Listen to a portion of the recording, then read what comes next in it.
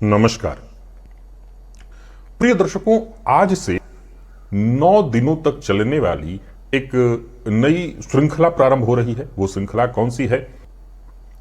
12 भाव में ग्रहों के प्रभाव पर चर्चा होगी। ये क्यों होगी इसके बारे में भी मैं बताऊंगा आपको। आज से एक श्रृंखला प्रारंभ हो रही है। सभी जो नवग्रह हैं उनके 12 भाव में प्रभाव को लेकर। अब 12 भाव में जाहिर सी बात है कि एकदम से देखा जाए तो बृहद विश्लेषण तो कभी भी संभव नहीं है कि मैं 12 भाव में सभी ग्रहों के प्रभाव पर चर्चा कर सकूं। तो क्यों यहां किया जा रहा है कि अब आने वाले दिनों में एक नई श्रृंखला प्रारंभ होगी जिसमें मैं असल में अब ग्रहों के प्रभाव को अब तक आप राशियों में समझते आए हैं, अब नक्षत्र में समझने का समय आ गया है कि नक्षत्र में बैठे ग्रह कैसा प्रभाव दे रहे हैं। अब नक्षत्र के आधार पर ग्रहों को समझना बेहद आवश्यक है। तो उसके लिए जरूरी है कि पहले एक बार रिवीजन कर लिया जाए और वो है सभी भावों में ग्रहों के प्रभाव को समझ लिया जाए। तो आज से चर्चा प्रारंभ हो रही है और आज सूर्य की चर्चा है।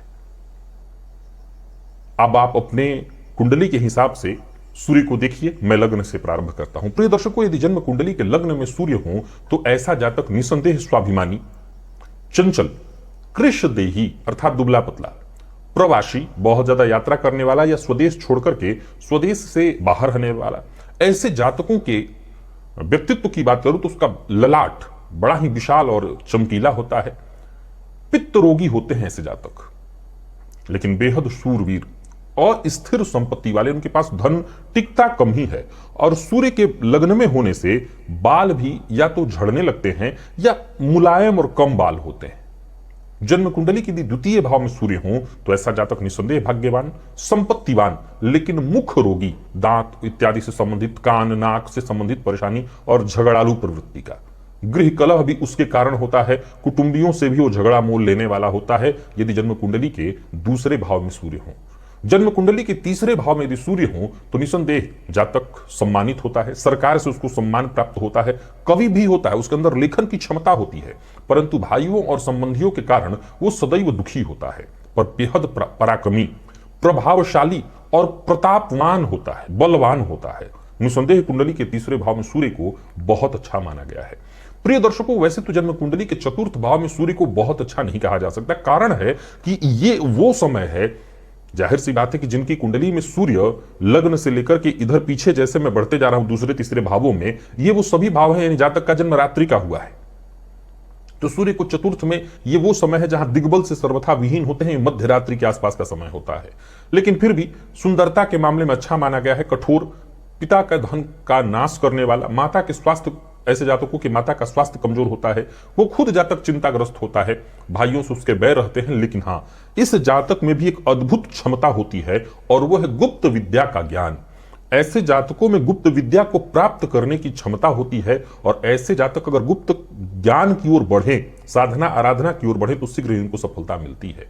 पंचम भाव में सूर्य हो तो जातक अल्प संतति वाला होता है। सीधी सी बात है, सूर्य के प्रभाव को आप जानते हैं, बुद्धिमान होता है, सदाचारी, इसमें आचरण में कोई कमी नहीं और शीघ्र क्रोधी हो जाता है। षष्ठ के सूर्य की बात करूं तो ऐसा जातक वीर्यवान, परंतु माता पक्ष यानी कि मामा इत्यादि को कष्ट होता है उसके, स्वयं वो बेहद तेजस्वी होगा। शत्रु चाहे उसके कितने भी बली क्यों ना हो उसके सामने आकर के नतमस्तक ही होंगे।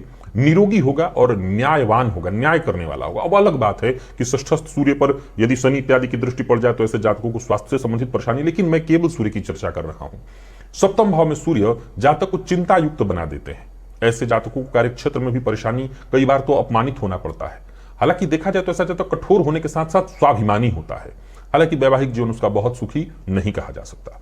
अष्टम के सूर्य की यदि हम चर्चा करें तो अष्टम के सूर्य जातक को धैर्यहीन बना देते हैं। हालांकि सुख में कोई कमी नहीं होती, धनवान भी होता है, पर क्रोध उसके अंदर ज्यादा होता है, वाणी में कड़वाहट होती है, चिंताग्रस्त रहता है और पित्त रोग उसके अंदर सदैव देखने को मिलता है। ज्यादा विचार का विषय नहीं है कि नवम भाव के सूर्य चूंकि नवम में कारक होते हैं, स्वत्यंत श्रेष्ठ, बुद्धिमान जातक, साहसी, ज्योतिषी, नेता, सदाचारी, तपस्वी होता है।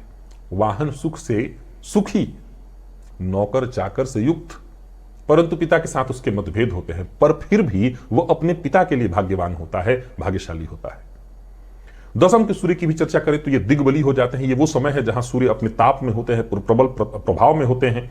तो सीधी सी बात है, ऐसे जातक को प्रबल प्रतापी बनाते हैं, व्यवसायी बनाते हैं, कुशल राजनेता बनाते हैं, राज्य में समाज में जातक का मान सम्मान होता है। ऐसे जातक उदार प्रवृत्ति का होता है, सभी तरह के ऐश्वर्य से संपन्न लोकमान्य होता है, विचारणीय ज्यादा नहीं है। 11वें के सूर्य की यदि बात करें तो ये सूर्य भी बहुत बढ़िया है, जातक को धनी, बलवान, सुखी बनाते हैं, स्वाभिमानी बनाते हैं, तपस्वी बनाते हैं, सदाचारी बनाते हैं। हालांकि अल्प संतति वाले बनाते हैं, परंतु हर तरह से धनवान बनाते हैं, उदर रोगी भी बनाते हैं, पेट का रोग भी जातक को देते हैं। तो वहीं 12वें भाव में सूर्य हो तो जातक को बाईं आंख से संबंधित परेशानी, मस्तक, सिर दर्द की शिकायत, आलसी और उदासीन प्रवृत्ति का भी होता है, परदेशवासी और शरीर से दुबला पतला होता है। प्रिय दर्शकों, देखा जाए तो बहुत कम नहीं तो बहुत ज्यादा भी नहीं, ठीक ठाक शब्दों में मैंने जन्म कुंडली के 12 भावों में सूर्य के प्रभाव को आपको समझाने का प्रयत्न किया। अब इसी क्रम से चंद्रमा मंगल के प्रभाव को हम समझने का प्रयत्न करेंगे कि प्रत्येक भाव में वो कैसा प्रभाव देते हैं। देखिए, यहां पर शब्द तो इतने ही होते हैं, अब इसके बृहद विश्लेषण का यह विषय हो जाता है कि कैसे ये प्रभाव देते हैं। अब जब आप इस प्रभाव को भली भांति समझ लेंगे, प्रभाव से परिचित हो जाएंगे, तब बारी आएगी कि मैं नक्षत्र की जब चर्चा शुरू करूं, क्योंकि नक्षत्र की चर्चा वाला ये जो कार्यक्रम है प्रिय दर्शकों अपने आप में बेहद बृहद होने वाला है। सीधी सी बात है कि एक राशि में जब हम 3 नक्षत्र की चर्चा करेंगे तो वो आसान नहीं होगा। फिर उस नक्षत्र में ग्रह के प्रभाव को हम समझेंगे, और फिर वो भी चर्चा कैसे, तो 12 भावों में 9 ग्रहों की। तो एक काफी लंबा चौड़ा एक सीरीज के रूप में बनने वाला है, उसमें लंबा समय जाने वाला है। तो चलिए, शुरुआत यहां से हो चुकी है। 12 भाव में आज हमने सूर्य के प्रभाव को जाना, कल चंद्रमा के प्रभाव को समझेंगे। चलिए, अभी के लिए बस इतना ही, इजाजत दीजिए, पुनः मुलाकात होगी। तब तक के लिए नमस्कार।